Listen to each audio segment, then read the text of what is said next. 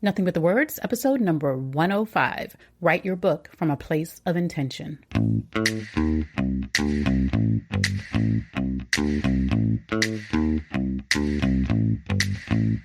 What if it's possible to finally write the book that's been on your mind for months or even years?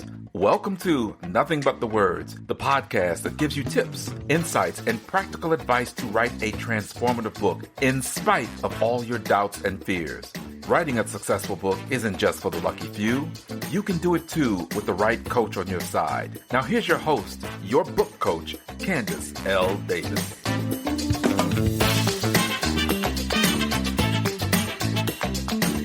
Hey there, and welcome to Nothing But the Words. I'm your book coach, Candace L. Davis. If I sound a bit tired in this episode, it's because I am indeed tired, friends. But it's that good kind of exhaustion and very satisfying, and you feel like you put your all into it. A couple of days ago, I finally hosted the virtual writing retreat, which I've been talking about on here for a few weeks, with a group of authors, some of whom I know well, and some who were brand new to me. If you were there, I so appreciate you. The whole retreat turned out even better than I had hoped, and I had high expectations because I've been wanting to do a writing retreat for years. In fact, I, along with another author coach, had planned to host a writing retreat in 2020, and we were derailed by the obvious things. And then we both just got busy with other projects and growth in our business, and we were never able to get back on track. We will in the future to host our live and in-person weekend-long writing retreat. So this was one almost like a little testing ground for me, and it was so much fun and so productive. So we had novelists, we had nonfiction writers, of course, including memoirists and coaches and consultants who were writing about their areas of expertise. And we had a couple of people who are poets as well, one of whom is writing her first children's book. Very diverse group of authors there. And they were all at different stages of their writing process. So during the retreat, they set and achieved different goals based on their next steps. So some of those goals included expanding and completing their outline. A couple of people just came in really focused on making sure their outline was strong. A couple of people wrote the intro stories for several chapters of their book. Someone crafted an origin story, and between us, we wrote thousands and thousands and thousands of words. I didn't write as much as they did because I was working, but that's okay. I punctuated the day with lots of breaks because it's not a marathon. It's just a bunch of sprints, including a lunch hour. And in between writing sessions, I coached whoever needed coaching to get past a block or just to figure out what to write next. So we had little laser coaching sessions between writing sessions. And also, while they were writing, they could reach out to me in the chat and ask anything they wanted to ask. It was one of the best, most productive, and most fulfilling days I have experienced in a long time. And I definitely want to do it again.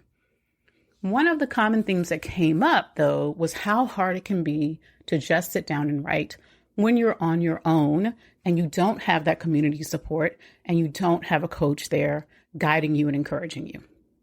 And most of us, of course, have plenty of other tasks and obligations we can fill our time with. So here's the thing I wanted them to know, and which I want you to know too, if you ever struggle to get yourself to sit down and write. You can choose to write your book from an intentional and helpful place so that you actually desire to write it. Now, I firmly believe, I say it all the time, the only good reason to write a book is because you want to. Now, the reason behind your wanting only matters in so much as you think it's a good enough reason. Writing a book takes time, so you need to have a good enough reason that it brings you back to the page for many hours, often over many months. But no one is required to write a book.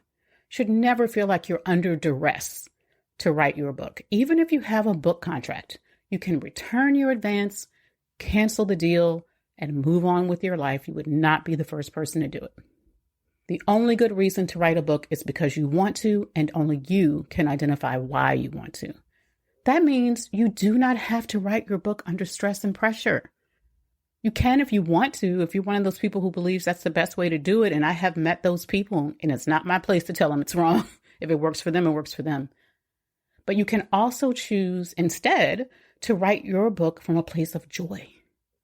You can write your book from fear that someone else will write it first, fear that people will think less of you if you don't write the book you said you were going to write, fear of missing out on an opportunity if you don't have author next to your name. Or you can write your book from a place of desire. I love desire. I'm here for it. Desire to finally get your story and knowledge out to the world, desire to serve your readers, desire to see your name on a book, desire to see what you can create. Whatever desire moves you. The point is, you get to choose how you experience the process of writing your book by the intention that you bring to it. You can approach the process with excitement and curiosity and a sense of adventure and exploration and loving the work if you want to. That does not mean you will never feel overwhelmed or afraid. Those things still come up for us, right? But those kinds of states do not have to be your norm when you think about writing or sitting down to write. So what if you decide to have fun writing your book? What if you decide in advance to greet your writing sessions with joy and desire and expectation? I come from a literary fiction background. That's where I started. I was incredibly fortunate in the people I got to study under. I learned to write from award-winning, brilliant, and often tortured literary novelists. In that community, there was and still is a common belief that writing is a painful process we all do only because we can't not do it, because we feel so called and so pulled to express ourselves that way. And many of us do, right? I get it. And sometimes I still write from that place. I'm okay with that. It's not my all the time state, but sometimes I do still write from that place. I don't want to feel that every day. If you're not writing as much as you'd like to, consider how you feel about the writing process. Consider how you're thinking about it. Then decide how you want to feel and choose how you will think about it. And if you need some more help making that shift, check out some of my previous episodes, especially episodes 75 and 85. I think I give you some specific steps in those couple of episodes. Writing does not need to be something you feel like you have to do. It doesn't need to be a burden. It can become something you want to do, something you're excited about and look forward to, at least most of the time. It's up to you. You get to choose. Write your book from a place of your clear intention. That's all for this week's episode, friends. Thanks for listening to Nothing But the Words. I'm your book coach, Candace L. Davis, and I'll see you next time. Are you looking for more inspiration or just something to light that fire within you to finally write your book? Get my free quick guide and video, Jumpstart Your Book. This guide will walk you step by step through the process to start writing a book that can help you achieve your goals. Grab Jumpstart Your Book and watch the video at CandaceLDavis.com/jumpstart. It's free.